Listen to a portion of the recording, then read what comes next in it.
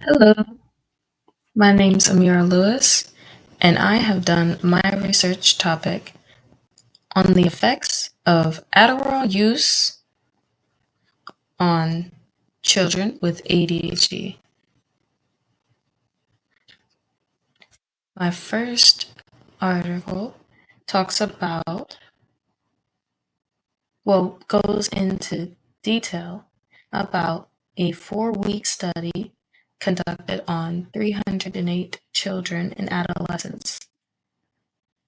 These children were diagnosed with ODD, and ODD was um, correlated with attention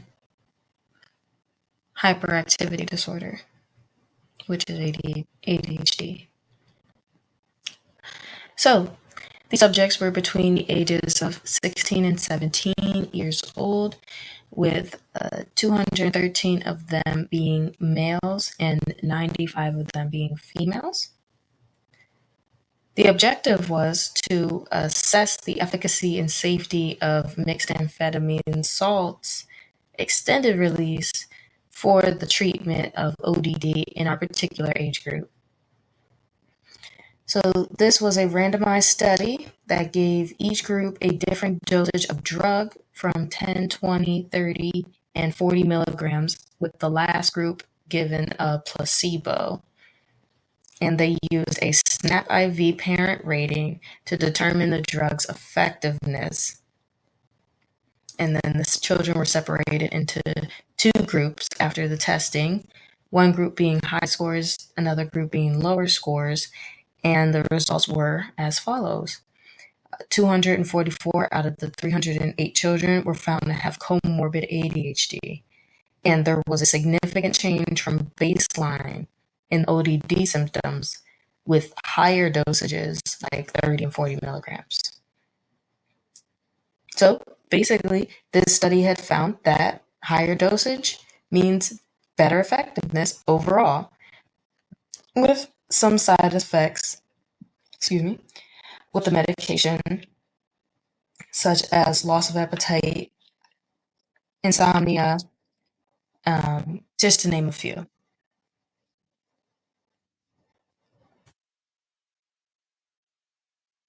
So for my second article, this tests the effectiveness of different medications used for ADHD on children. The medications they tested for were Adderall, Adderall XR, Concerta, and Strattera. They were looking for the different levels of effectiveness and tolerabilities in these four different medications.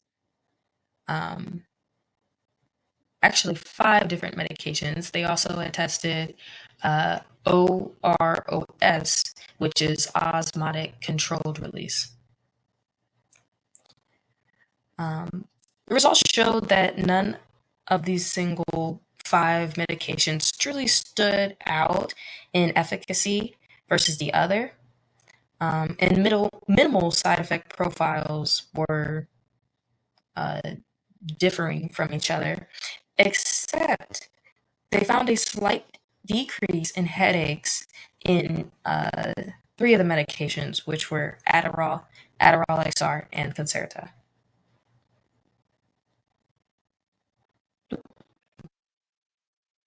Lost right there.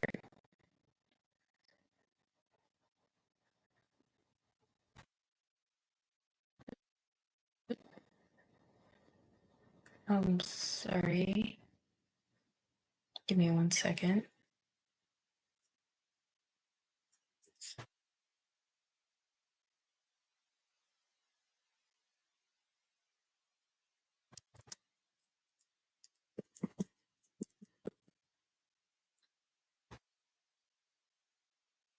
Okay, there we go. We're back to our regularly scheduled program.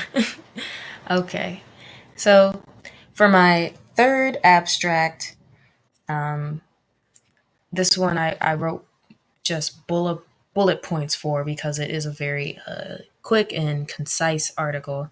This this one is titled Adderall produces increased stratial dopamine release and prolonged time course compared to amphetamine isomers. So this article basically studies exactly what you hear in the title.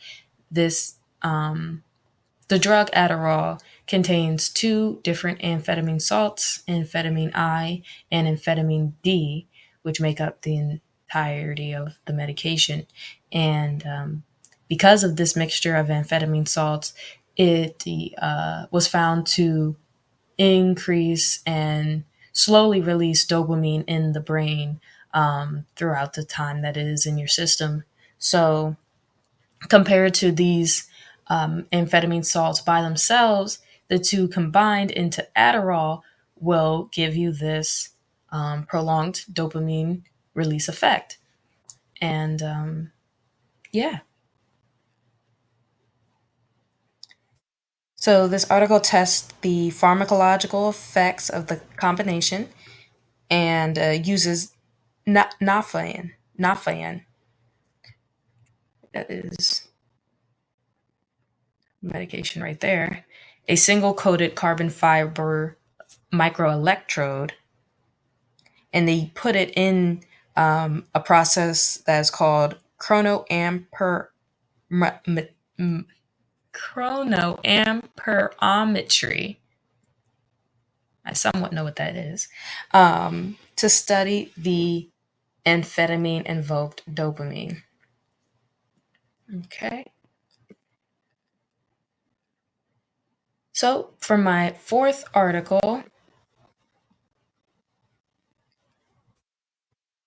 this one reviews the methodological issues in assessing drug effects while in a school setting. So this goes for any ADHD medication, as you can see listed here.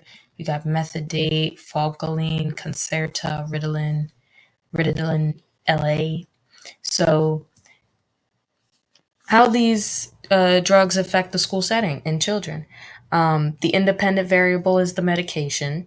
The dependent variable are the endpoints for the assessment. And this article also considers recent advances in behavioral mechanisms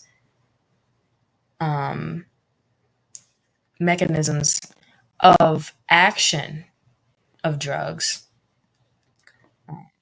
used to treat ADHD and could possibly reconfigure medical assessment. All right. Now for my last article. This one is more of a timepiece. It displays the complex history that neither denies nor confirms the many diagnoses and legibility and eligibilities of ADHD diagnoses on children, and how it still is a question and then it exists today in society.